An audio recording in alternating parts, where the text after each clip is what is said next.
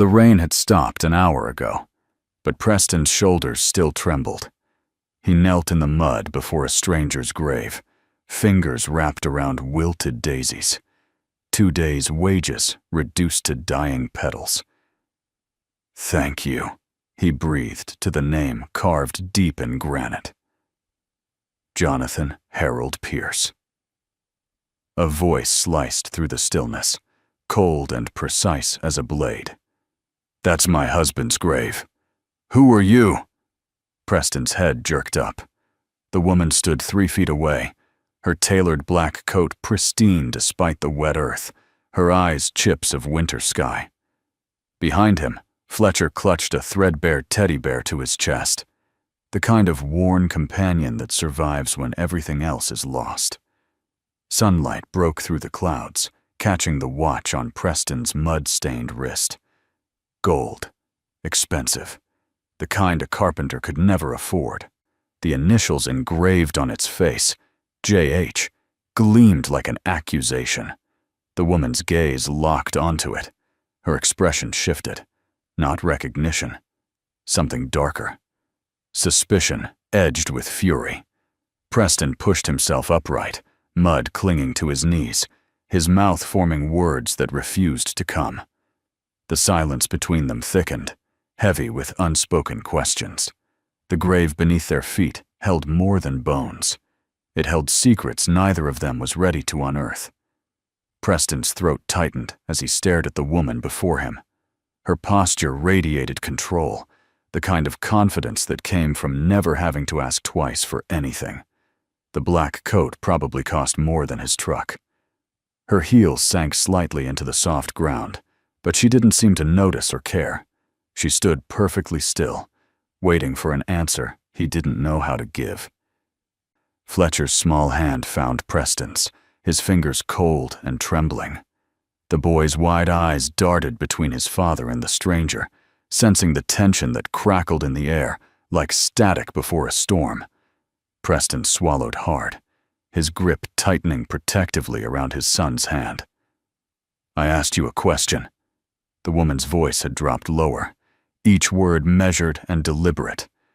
She took a step closer, and Preston instinctively shifted, placing himself more squarely between her and Fletcher. Her eyes narrowed at the movement, cataloging it.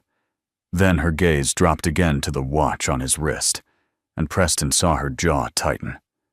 He wanted to hide his hand, to cover the evidence of whatever crime she thought he'd committed. But moving now would only make him look more guilty of something he couldn't even name. "I'm sorry," Preston managed, his voice rough. "We didn't mean to intrude. We were just—" He gestured helplessly at the grave, at the wilted flowers, still clutched in his other hand. "We come here sometimes, to say thank you." The words sounded hollow even to his own ears, inadequate to explain the weight of what he owed the man buried here. The woman's expression didn't soften. If anything, it hardened further, her lips pressing into a thin line. She crossed her arms, a barrier of expensive fabric and cold certainty between them. "Thank you," she repeated, her tone making it clear she found the phrase absurd. "My husband died in a car accident 2 years ago, alone, in the rain, on his way back from a business trip." Each sentence landed like a stone dropped into still water, creating ripples of accusation. "So tell me, Mr.—" She paused, waiting for him to fill in the blank. When he didn't immediately respond, her eyebrow arched. "Tell me exactly what you think you owe him thanks for and why you're wearing his watch." The watch suddenly felt heavy on Preston's wrist, burning like a brand. He looked down at the initials that matched the name on the grave, and felt his chest constrict. How could he explain something he barely understood himself? How could he tell this woman that her husband had saved Fletcher's life when she clearly believed no such thing had ever happened? The clouds shifted overhead, casting them all in shadow, and Preston made a decision. He would tell her the truth, even if she didn't believe him, even if it made everything worse. "My name is Preston Caldwell," he said quietly. "This is my son, Fletcher. 2 years ago, your husband paid for Fletcher's heart surgery, $300,000. We didn't know who he was until—" His voice caught, and he had to force the words out. "Until after he died. The hospital said it was an anonymous donor. But then, we got this." He lifted his wrist slightly, showing her the watch. "And a letter, in Jonathan's handwriting. We found your address in that letter. That's how we learned what happened to him." The woman's face had gone very still. For a long moment, she didn't move, didn't speak. The only sound was the distant call of a crow and Fletcher's quiet breathing. Then she laughed, sharp and bitter as broken glass. "That's an interesting story, Mr. Caldwell. Very touching. But my husband's accounts were all accounted for. His lawyer handled everything. There was no—" She stopped mid-sentence. And Preston saw something flicker across her features. Doubt. Or maybe memory. Her hand moved to her phone, already pulling it from her pocket. "I'm calling security. You need to leave. Now." Preston didn't move. He couldn't. Not when he'd come all this way. Not when Fletcher had spent the morning carefully drawing a picture to leave at Jonathan's grave. "Please," he said, the word barely more than a whisper. "Just check. 2 years ago, 5 days before the accident, a withdrawal for $300,000. Your husband told you it was for an urgent business investment, didn't he?" He saw the answer in her eyes before she spoke. "Check with Mercy General Hospital, the pediatric cardiac unit. They'll have records of an anonymous donation that covered Fletcher's surgery in full." The woman's finger hovered over her phone screen. She looked at Preston, really looked at him for the first time, taking in the work-worn hands, the faded jeans, the exhaustion carved into the lines around his eyes. Then she looked at Fletcher, who was watching her with solemn attention, his teddy bear pressed against his thin chest. The boy's shirt had ridden up slightly, and Preston saw the moment she noticed the scar, the long, pale line that ran down the center of Fletcher's sternum, the unmistakable mark of open-heart surgery. Her expression shifted, the certainty draining away like water through cupped hands. "Cordelia Pierce," she said finally, lowering the phone without making the call. Her voice had lost its sharp edge, replaced by something more dangerous. Confusion mixed with a desperate need to understand. "If what you're saying is true, if Jonathan really did this, then I need to know everything, because my husband and I—" She stopped, seeming to reconsider her words. "We had no secrets, or so I thought." The bitterness had returned, but this time it was directed inward. "Start from the beginning, Mr. Caldwell, and don't leave anything out." Preston glanced down at Fletcher, who nodded up at him solemnly. The boy understood, in the way children sometimes do, that this moment mattered, that the woman standing before them needed to hear their story as much as they needed to tell it. Preston took a breath, trying to organize 2 years of gratitude and grief into something coherent. The cemetery felt very quiet around them, as if even the birds had stopped to listen.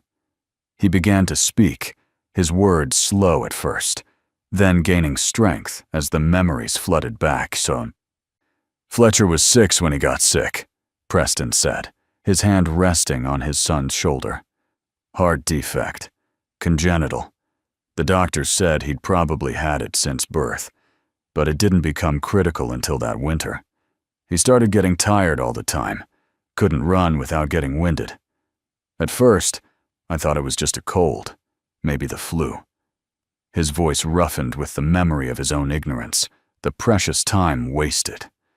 "By the time I got him to the hospital, they said his heart was failing. He needed surgery immediately, or—" He couldn't finish that sentence. Not then. Not now. Cordelia listened without interrupting, her face unreadable. Her phone was still in her hand, but she'd forgotten about it. her attention fixed entirely on Preston's words. The wind picked up, sending leaves skittering across the ground. But none of them moved. Preston continued, describing the crushing weight of the doctor's estimate. $300,000, not counting the follow-up care, the medications, the monitoring.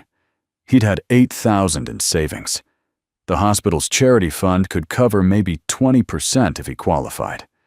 His insurance was basic, covering almost nothing for a surgery this complex.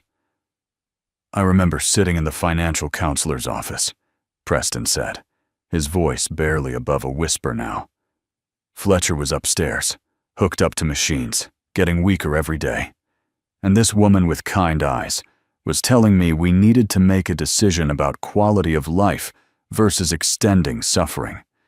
She didn't say it exactly like that, but that's what she meant." He swallowed hard, his hand tightening on Fletcher's shoulder. "I was trying to figure out if I could sell my truck, my tools, the house, trying to do the math, and knowing it would never add up to enough." Fletcher leaned into his father's side, his small body warm and solid and alive. The teddy bear hung forgotten in one hand now. Cordelia's gaze had softened slightly, though wariness still shadowed her features. She shifted her weight, her heels sinking deeper into the mud, but she didn't step away. "And then?" she prompted quietly. Her voice had changed, losing the accusatory edge. Now she sounded like someone who wasn't sure she wanted to hear the answer, but knew she had to ask the question. "Then a miracle happened," Preston said simply. "The counselor called me back 3 days later. She said a donor had come forward through the hospital's charity foundation. Anonymous. Complete coverage for the surgery and 6 months of follow-up care. I thought," he laughed, the sound hollow, "I thought maybe it was some kind of mistake, or a charity program I didn't know about. But she said no, it was a direct donation. One person, one check. $300,000, made out to the hospital on Fletcher's behalf." Cordelia's knuckles had gone white where she gripped her phone. $300,000, she repeated slowly. "Jonathan withdrew that exact amount. He told me it was for a property deal that needed to close immediately." Her voice was carefully controlled, but Preston heard the tremor beneath it. "I remember because I questioned it. We usually discussed larger investments together, but he said the opportunity couldn't wait. And She stopped, her jaw working. "I trusted him. I always trusted him." Preston nodded, understanding the betrayal she must feel, even if it was different from any betrayal he'd ever experienced. "We didn't know who the donor was. The hospital kept it completely confidential. Fletcher had his surgery. It was successful. We spent 2 weeks in recovery, and I kept thinking about this person who'd saved my son's life, this stranger who'd given us everything without asking for anything in return." His voice grew softer, remembering. "I wanted to thank them, to tell them what their gift meant, but there was no way to reach them." "Until the watch," Cordelia said. It wasn't a question. Her eyes had fixed on his wrist again, but the fury was gone now, replaced by something that looked almost like pain. Preston nodded, lifting his arm slightly so the afternoon light caught the gold. The engraving seemed to glow, those 2 initials that had turned into an anchor, a lifeline, a thread connecting them to a man they'd never really known. "1 week after we came home from the hospital, a package arrived," Preston continued.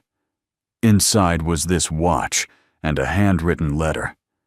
The letter was addressed to Fletcher. It said..." He paused, pulling out his wallet with his free hand. From it, he extracted a piece of paper, worn soft from being folded and unfolded countless times. He held it out to Cordelia, and after a moment's hesitation, she took it. Her hands shook slightly as she unfolded it. The handwriting was unmistakable. Cordelia's breath caught as she recognized the bold, slanted script she'd seen on birthday cards, on notes left on the kitchen counter, on the will that had divided Jonathan's empire with mathematical precision. She read the words once, then again, her lips moving silently. "Dear Fletcher," it began, "I hope you're feeling better. The doctors tell me your surgery was a success, and I'm so glad to hear it. I want you to have this watch. It belonged to my father, and his father before him. It's meant to be passed down to someone who will make the most of the time they're given. Live well, be kind, make every second count. You're braver than you know. Your friend, Jonathan." Cordelia's hands dropped to her sides, the letter hanging loose in her fingers. She stared at the grave as if seeing it for the first time, as if the stone itself might offer some explanation for this revelation. When she spoke, her voice was thick with unshed tears. "He never told me. 2 years we were married after this happened, and he never said a word." She looked up at Preston, and he saw the raw hurt in her eyes. "Why wouldn't he tell me? Why would he keep this secret?" Preston didn't have an answer. He'd wondered the same thing during the sleepless nights after they'd learned who Jonathan was, after the initial joy of Thanksgiving had been swallowed by the news of his death. "I don't know," he said honestly. "Maybe he thought you wouldn't approve. Maybe he wanted it to be something just for him, without any recognition or credit." He hesitated, then added gently, "Or maybe he was protecting you from something. I don't know what your marriage was like, Mrs. Pierce, but I know what he did for my son. That kind of generosity doesn't come from nowhere." Cordelia's laugh was sharp and painful. "Our marriage," she repeated. "You want to know about our marriage?" She turned away from them both, her gaze sweeping across the cemetery, as if searching for answers among the headstones. "We tried to have children for 10 years. Every treatment, every specialist, every last hope. Nothing worked. After a while, we stopped talking about it. We stopped talking about a lot of things. Jonathan buried himself in work. I did the same. We became—" She paused, searching for the word. "Efficient. Our marriage became a well-run business partnership. Professional. Courteous. Utterly empty." The admission hung in the air between them, raw and honest, in a way that made Preston uncomfortable. This wasn't what he'd expected. He'd imagined Jonathan's widow as someone whole and complete, someone who'd had everything including a perfect marriage with a perfect man. But the woman standing before him looked suddenly smaller, her expensive clothes and controlled demeanor unable to hide the loneliness that radiated from her like cold from winter ground. "When he died," Cordelia continued, still not looking at them, "I felt relief. Do you understand? I was sad, yes, but also relieved, because at least then I didn't have to keep pretending that everything was fine, that we were fine." She turned back to face them, her eyes bright with tears she refused to shed.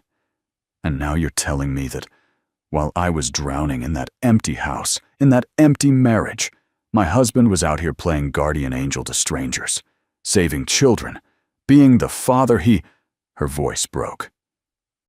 "Being the father he always wanted to be." Fletcher had been quiet through all of this, but now he stepped forward, tugging free of Preston's grip. He walked right up to Cordelia, his small face serious and thoughtful. Before anyone could stop him, he held out his teddy bear, offering it to her. "You can hold Buttons if you're sad," he said simply. "He makes me feel better when I miss people." The gesture was so pure, so unexpected, that Cordelia's careful composure finally cracked. She dropped to her knees, heedless of the mud, and took the offered bear with shaking hands. "Thank you," she whispered, and Preston heard in those 2 words all the grief and regret and complicated love that she'd been holding back. Fletcher patted her shoulder awkwardly, the way Preston had taught him to comfort people who were hurting. The boy stood there for a moment, this small anchor of warmth in the cold space between them, before stepping back to his father's side. Cordelia remained kneeling, clutching the worn bear, her perfect facade finally broken. And Preston realized that they weren't so different after all, both of them left behind by Jonathan in different ways, both of them trying to make sense of a gift they hadn't asked for and couldn't repay. The cemetery had grown darker as they talked, clouds gathering again overhead. A few drops of rain began to fall, light at first, then heavier, but none of them moved.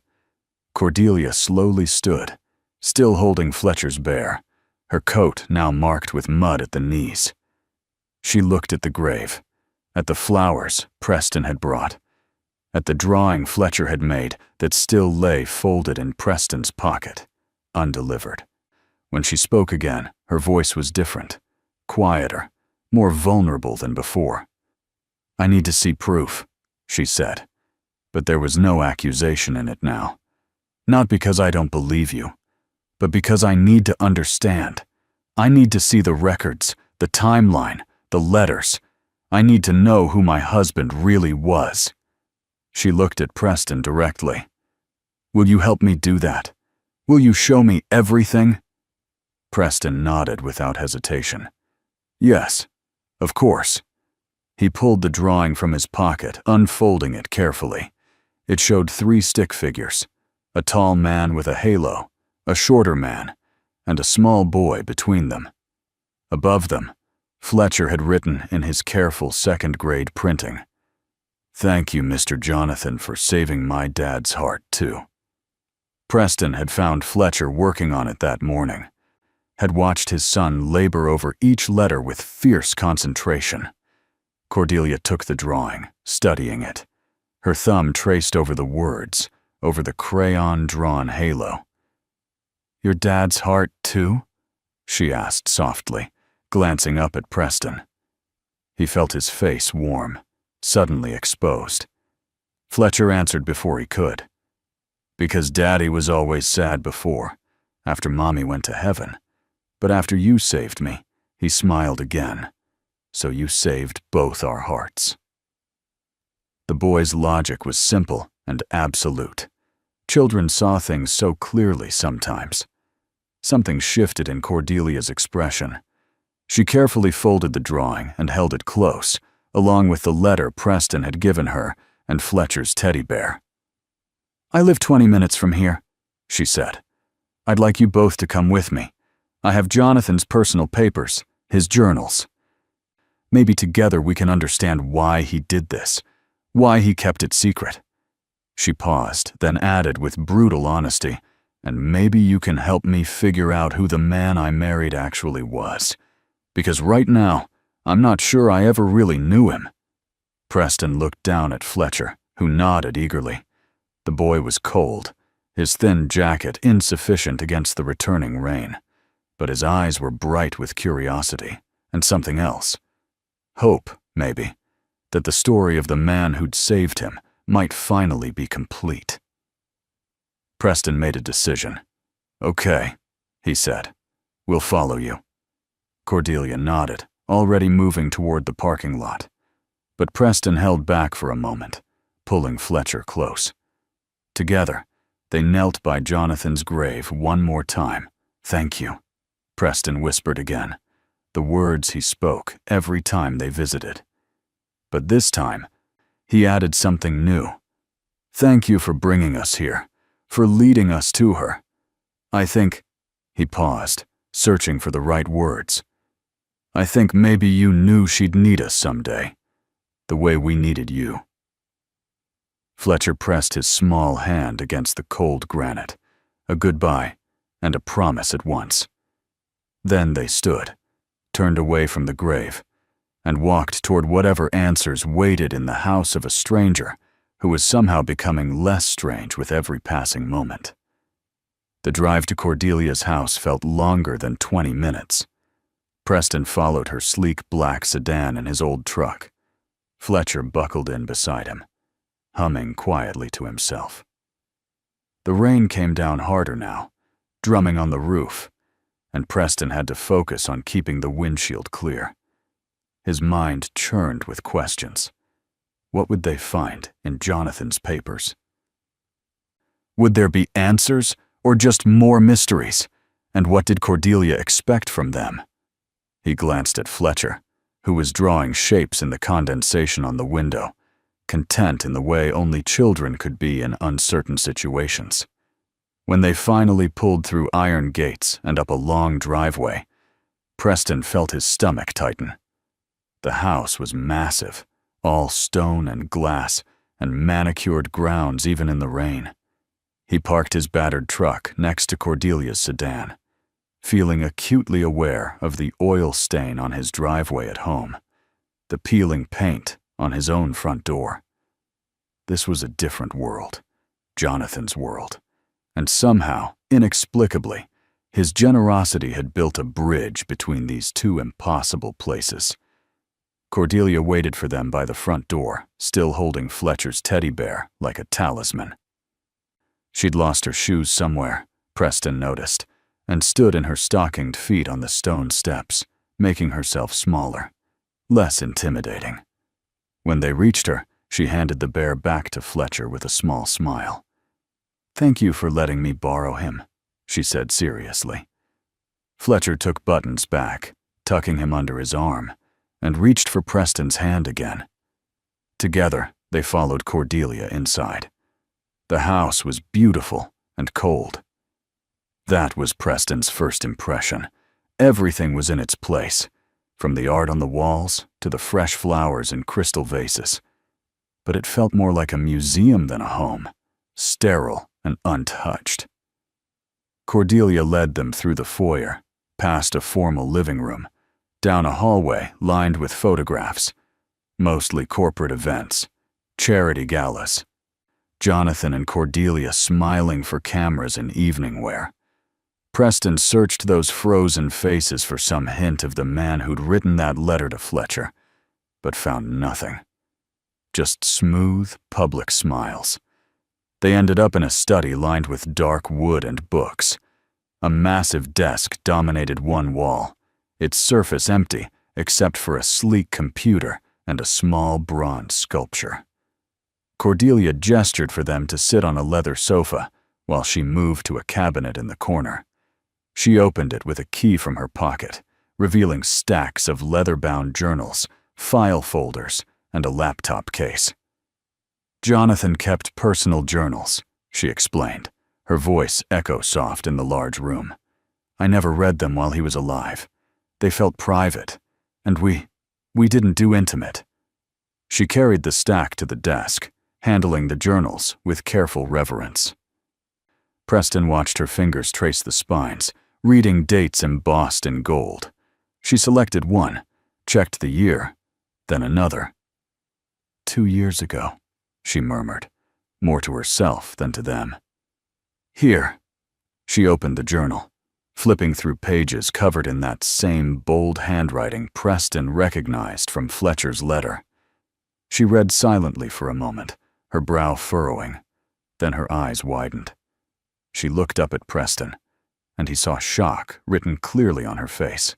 Listen to this, Cordelia said, her voice unsteady. She read aloud. Today I saw something that broke me. A child, maybe 6 or 7, in the cardiac ward at Mercy General. I was there for a meeting with the hospital foundation board, and I got lost on my way out. Wandered past the pediatric unit. There was a man in the waiting room, crying quietly while his son slept in a bed visible through the window. The boy looked so small, tubes and wires everywhere. The father looked destroyed, hollowed out. I recognize that look. It's the same one I see in Cordelia's eyes when she thinks I'm not watching. The look of someone who's lost hope. Cordelia paused, swallowing hard, then continued. I couldn't stop thinking about them after I left. That night, I checked with the hospital. The child needs heart surgery. The father can't afford it. They're considering palliative care instead. The boy is 6 years old, and they're talking about letting him die because of money. Money. something I have more of than I could ever spend, and this child is dying for lack of it." She stopped reading, looking up at Preston. This was written 5 days before Jonathan's accident. The next entry, she flipped the page. The next entry says he arranged the donation. Preston felt his throat close. To be written about in such raw terms, to have his grief cataloged in a stranger's journal, it felt invasive and intimate at once, but also validating. Proof that the pain he'd felt, the desperation, hadn't been invisible. Someone had seen. Someone had cared enough to act. Fletcher pressed closer to him on the sofa, sensing his father's emotion, even if he didn't fully understand it. Cordelia kept reading, her voice growing softer. "The father's name is Preston Caldwell. His son is Fletcher. I've arranged everything through the hospital foundation to keep it anonymous. I don't want thanks or recognition. I just want that boy to live. I want his father to have what Cordelia and I never could. A child who survives us, who carries forward whatever good we manage to put into the world." She looked up, tears tracking down her face now. "He wrote pages about you both, about Fletcher's surgery, about the updates he got from the hospital, about choosing which watch to send, about writing that letter. Why didn't he tell you?" Preston asked quietly. It was the question at the heart of everything. Cordelia shook her head, returning her attention to the journal. She flipped forward, scanning entries, her expression growing more pained with each page. Finally, she found what she was looking for. She read it silently first, her lips trembling, then spoke the words aloud, as if forcing herself to hear them. "I didn't tell Cordelia about Fletcher because I'm a coward," Cordelia read, Jonathan's words sounding strange in her voice. "Because if I told her, I'd have to admit that I found meaning in a stranger's child that I never found in our marriage. Because she'd ask questions I can't answer, like why I care more about a boy I've never met than about fixing what's broken between us. The truth is, saving Fletcher felt easier than saving us. With him, I could write a check and know I'd made a difference, but with Cordelia and me, no amount of money can fix the distance we've created." The silence that followed was absolute. Cordelia closed the journal carefully and set it down, her hands shaking. She stood there for a long moment, staring at nothing, processing the confirmation of what she'd already known, but hadn't wanted to admit. "Our marriage was already over," she said finally. "We just didn't have the courage to say it out loud. Jonathan found meaning in you because he couldn't find it at home." She looked at Preston, and there was no accusation in her eyes now, only sadness. "I don't blame you for that, or him. I blame us both for being too proud and too stubborn to admit we'd failed." Preston didn't know what to say. This was beyond anything he'd expected, beyond comfort or platitudes. He watched Cordelia move to the window, her silhouette stark against the gray afternoon light. Rain ran down the glass like tears. Fletcher tugged on Preston's sleeve, whispering, "Is she okay?" Preston shook his head slightly, an honest answer. No, she wasn't okay. But maybe someday she would be. "There's more," Cordelia said, turning back to face them. She picked up the journal again, finding another page. "He wrote this the night before he died." She took a breath, steadying herself. "Fletcher had his follow-up appointment today. The hospital says he's recovering beautifully. Strong heart, good prognosis. They showed me a photo. The father's smile in that picture was worth every penny. I realized something watching them. I spent 10 years grieving the child Cordelia, and I couldn't have. But maybe the point wasn't to create a life. Maybe it was to save one instead. Maybe this is what I was meant to do. I'm thinking about setting up a proper foundation, something that could help other children like Fletcher. I'm going to talk to Cordelia about it tomorrow." Cordelia's voice broke on the last sentence, but he never got to have that conversation. because the next day he was gone. She set the journal down with finality. The accident happened on Route 17, on that steep curve where the road drops away. It was raining, just like today. The police said he was driving too fast for conditions. His car went off the road. They found him at the bottom of the ravine 4 hours later. She wrapped her arms around herself, suddenly cold despite the warmth of the room. I've spent 2 years wondering if it was my fault somehow, if he was distracted, if we'd fought that morning. But we hadn't fought. We barely spoke. Preston stood, unsure what to do, but unable to sit still any longer. Fletcher clung to his side, uncertain in the face of so much adult grief. "Mrs. Pierce," Preston began, but she held up a hand. "Cordelia," she corrected quietly. "Please." Mrs. Pierce was the woman who didn't know her husband. "I'm trying to be someone different now." She managed a weak smile. "Someone more honest." She moved back to the desk, gathering more papers. "After Jonathan died, his lawyer gave me access to everything. All his accounts, all his business dealings. I found the $300,000 withdrawal, just like you said, but Jonathan had written it off as a real estate investment that fell through. The paper trail led nowhere. Now I understand why. He'd hidden it deliberately." She spread documents across the desk. Bank statements, hospital receipts she must have requested, copies of the anonymous donation agreement. "It's all here. Everything you told me is verified. The timing, the amount, everything matches." She looked at Preston with something like desperation. "So now what? You've solved the mystery of where the money went. You've shown me that my husband was a better man than I gave him credit for. But what do I do with that information? How do I live with knowing I was so blind to who he really was?" Preston thought about his own losses, his own blindness. Fletcher's mother had died when the boy was 3. Cancer, fast, and merciless. Preston had spent a year in a fog afterward, going through motions, surviving, but not living. It was Fletcher who'd pulled him back. Fletcher's small hand in his. Fletcher's voice asking for stories, for breakfast, for reasons to get out of bed. "You live by doing what he would have wanted," Preston said slowly. "He wanted to help Fletcher. You could help other children. Make the foundation he was planning. Make it real."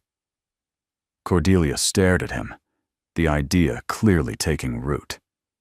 "A foundation," she repeated. "Using Jonathan's money to continue what he started."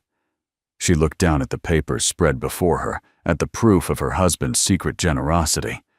"But I don't know anything about that world. I run a tech company. I understand profit margins and market share. I don't understand." She gestured helplessly at Fletcher. "Children. Need. How to even identify who deserves help." "Maybe that's where I come in," Preston offered quietly. "I know what it's like to need help desperately. I know what questions to ask, what warning signs to look for. I'm not saying I'm qualified to run anything, but—" He paused, the idea forming as he spoke. "I could help you understand the families you'd be helping. Make sure the money goes to the right places, to people who really need it." It felt presumptuous even suggesting it. But Cordelia's face had brightened slightly, a spark of purpose cutting through the grief. "Yes," she said, nodding more firmly. "Yes, that could work." She moved quickly now, energized by the possibility. "Jonathan left me everything. The house, the company, all his investments.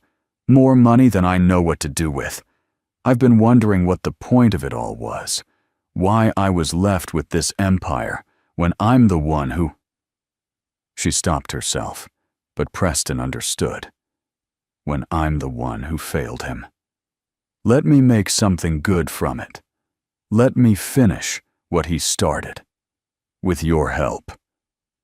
Fletcher spoke up for the first time in a while, his small voice cutting through the planning.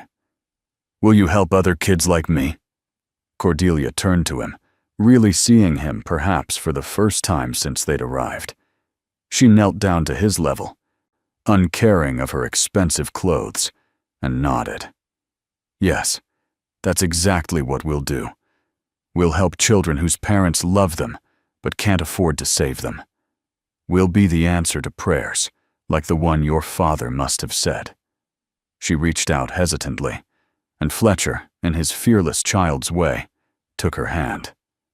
"Mr. Jonathan would like that," Fletcher said with absolute certainty. "He was a good person, like you're going to be."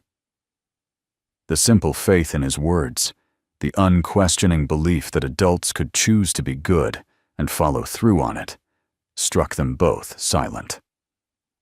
Cordelia's eyes filled with tears again, but this time they felt different. Not tears of grief or regret, but something closer to hope. She squeezed Fletcher's hand gently, then stood, brushing at her eyes. "I'll need time to set everything up properly," Cordelia said, shifting into a more businesslike tone, though warmth still threaded through it. "Legal structures, financial oversight, a proper vetting process. But Preston, if you're serious about this, I'd like you to be involved from the beginning. As a consultant, maybe. Or," she paused, considering, "as a co-director. Someone who represents the families we're trying to help. Someone who won't let this become another empty corporate charitable deduction."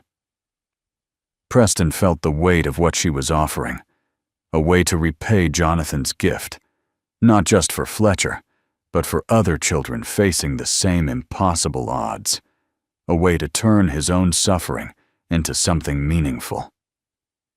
He thought about the nights he'd spent staring at hospital bills, about the desperate prayers he'd sent up into an indifferent universe, about the miracle that had answered when he'd stopped believing miracles existed. "I'm serious," he said firmly. "I want to help, however I can."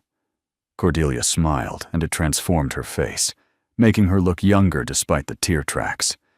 "Then we'll call it Jonathan's Heart Foundation, and we'll dedicate it to the belief that every child deserves a chance, regardless of what their parents can afford." She extended her hand to Preston, formal and businesslike, but her grip when he took it was warm and strong. They shook on it, this unlikely partnership born from tragedy and secrets, sealed in a house that was beginning to feel slightly less empty.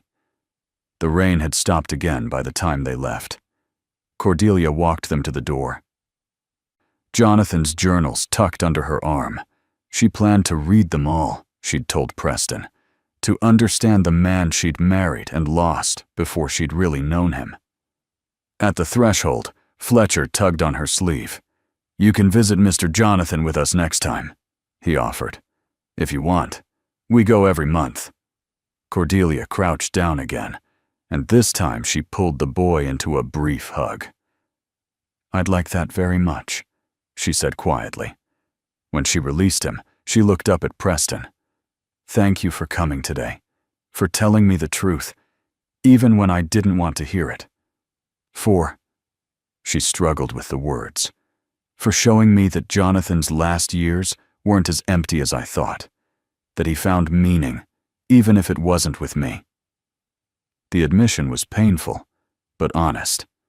Preston nodded, understanding that some wounds took longer to heal than others. "He loved you," Preston said gently. "Whatever else was broken between you, I think he loved you. Why else would he keep the secret? He was protecting you from his own doubts, his own failures." He knew he was speaking above his authority, reading into a marriage he'd never witnessed, but the words felt true anyway. Cordelia's expression softened, and she nodded slowly, accepting the possibility, if not quite believing it yet. They left as the sun broke through the clouds, painting the wet world in shades of gold. Preston drove home with Fletcher dozing in the passenger seat, the boy's head resting against the window. He thought about the strange path that had led them here, from desperation to salvation, to this new, unexpected alliance. Jonathan's gift kept multiplying, reaching further than anyone could have anticipated. One act of kindness, one decision to see another person's pain and respond to it, had created ripples that would spread for years to come. Over the following weeks, Preston and Cordelia met regularly, sometimes at her house, sometimes at his workshop, where he built custom furniture between meetings. Fletcher often came along, doing homework at Preston's workbench, while the adults talked about bylaws and mission statements and funding structures. Cordelia proved to be as sharp and focused on this project as she apparently was in business, but she listened when Preston pushed back, when he insisted on keeping the process simple and accessible, not buried under bureaucratic requirements that desperate families couldn't navigate. They argued sometimes, their different worlds and perspectives clashing. Cordelia wanted thorough vetting, multiple layers of verification to prevent fraud. Preston understood the need, but insisted on trusting people's stories, on moving quickly when time was critical. "Fletcher would have died while we waited for paperwork," he reminded her during one heated discussion. Cordelia had gone quiet, then nodded, adjusting her proposed timeline. They were learning to work together. These two people bound by their connection to a man neither had fully understood. 3 months after their first meeting at the cemetery, the Jonathan's Heart Foundation officially opened. The launch was small, deliberate. No press conference, no grand announcement. Just a quiet ceremony at the hospital where Fletcher had been treated, with a few doctors and social workers present who could help identify families in need. Cordelia gave a brief speech about Jonathan's legacy, about turning private grief into public good. Preston spoke too, his words simpler but no less powerful, about second chances and paying forward what could never be paid back. Fletcher cut the ribbon, his small hands guided by Cordelia's. The two of them had formed an unexpected bond, this woman who'd never had children, and this boy who barely remembered his mother. She taught him things Preston couldn't, about art, about classical music, about the world beyond their small town. He taught her about Pokemon cards and playground politics, and how to properly cuddle a teddy bear. Watching them together, Preston sometimes felt a bittersweet ache, wondering if this was what Jonathan had imagined when he decided to help them. The foundation's first case was a 9-year-old girl with leukemia whose family's insurance had maxed out. Preston met with the parents, recognizing his own desperation reflected in their eyes, and within 48 hours, the foundation had covered the specialized treatment she needed. The second case was twins with a rare genetic disorder. The third was a teenager whose dialysis treatments were bankrupting his family. One by one, the impossible became possible. Children lived who might have died. Parents slept without the crushing weight of choosing between their child's life and financial ruin. Preston cut back his hours at the workshop, hiring an assistant to handle the basic orders, while he devoted more time to the foundation. The work was hard and often heartbreaking, interviewing families who were living his worst nightmare. But it was also fulfilling in ways he'd never anticipated. Every child who got treatment, every parent who cried with relief instead of despair, felt like honoring Jonathan's memory, like completing something the man had started but not lived to see through. Cordelia threw herself into the work with equal intensity. Her tech company practically ran itself, freeing her to focus on this new mission. She was methodical and thorough, building systems that would outlast both of them, ensuring that Jonathan's money would continue helping children for decades. But she was learning to be more than just efficient. Preston watched her soften over months of exposure to the families they helped. watched her learn to sit with grief without trying to fix it immediately, to offer comfort without solutions. 1 year after their first meeting at Jonathan's grave, they returned together. All 3 of them this time: Preston, Fletcher, and Cordelia. The cemetery looked different under summer sun, lush and green instead of gray and muddy. They stood together at the grave, and this time, Preston wasn't the only one who'd brought flowers. Cordelia laid a bouquet of white roses, her choice deliberate, Jonathan's favorite, she explained. Fletcher added his own contribution, a drawing of 5 stick figures now, labeled carefully: Jonathan, Preston, Fletcher, Cordelia, and the new addition to their strange family, Cordelia's recently adopted daughter, Quinn. The adoption had surprised everyone, including Cordelia herself. She'd met Quinn through the foundation, a 7-year-old in the foster system whose medical needs had made her difficult to place. Something about the girl's fierce independence and quiet courage had called to Cordelia. The adoption process was still ongoing, but Quinn was living with Cordelia now, learning to trust that this home might actually last.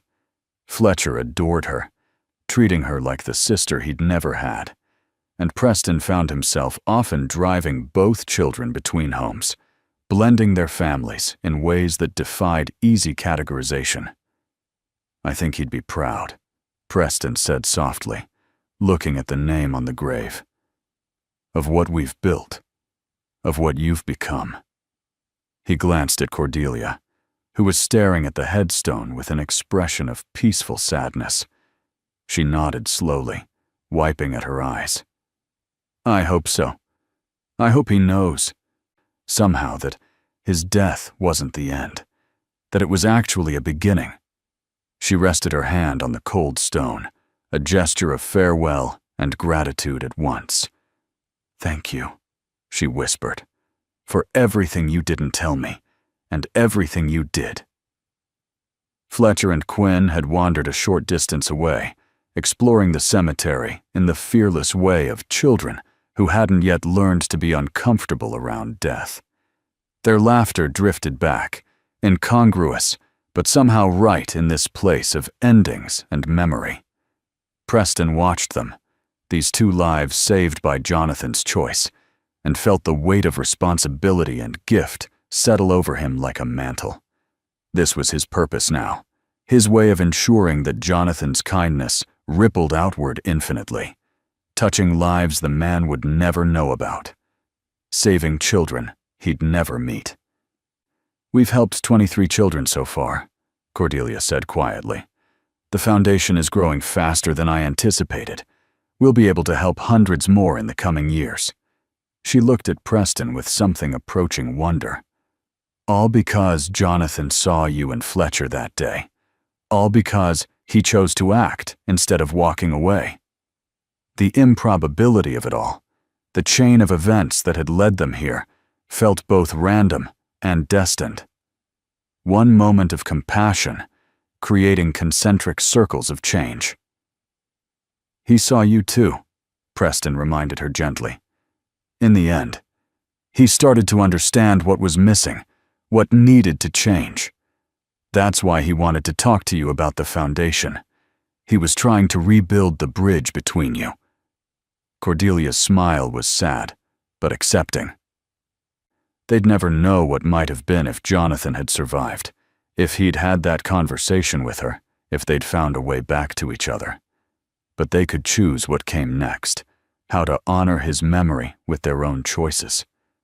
The sun was starting to set, casting long shadows across the cemetery. Preston and Cordelia called the children back, and together, the 4 of them walked toward the parking lot. Fletcher took Preston's hand on one side and Cordelia's on the other, creating a chain.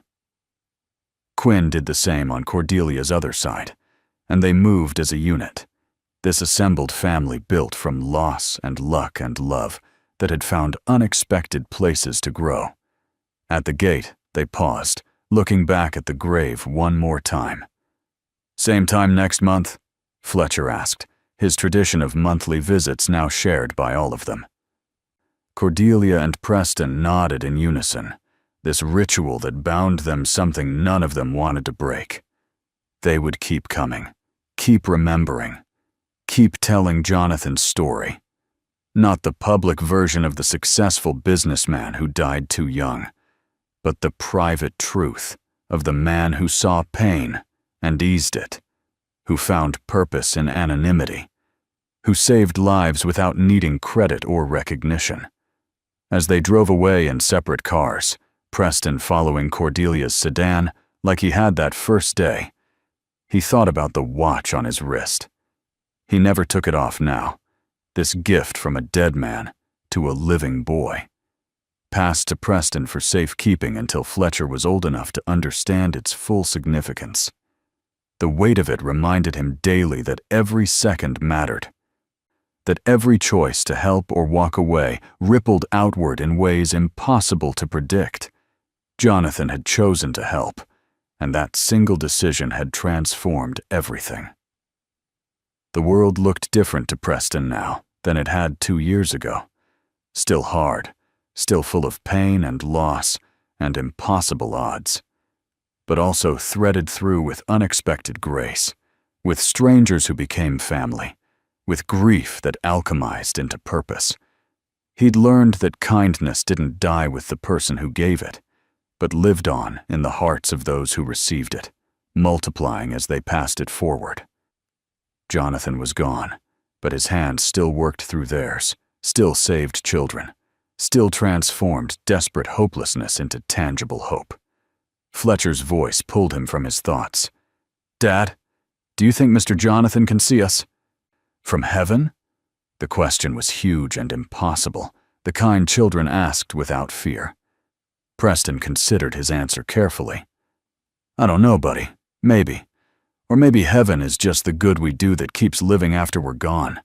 Maybe Mr. Jonathan is heaven for every kid we help." Fletcher pondered this, his young face serious. "That's pretty cool," he decided. "Being heaven." They drove on through the gathering dusk, heading home to dinner and homework and the mundane miracles of ordinary life.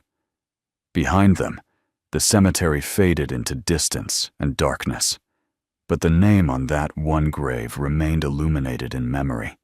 Jonathan Harold Pierce, husband, businessman, secret guardian angel, the man whose choice to see and respond to suffering had changed the trajectory of so many lives.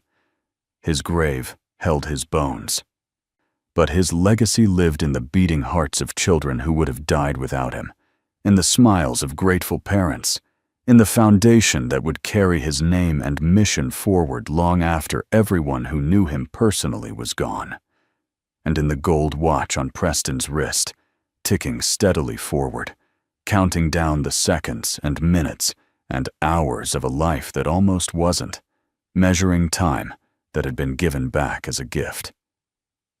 Every tick a reminder: live well, be kind, make every second count.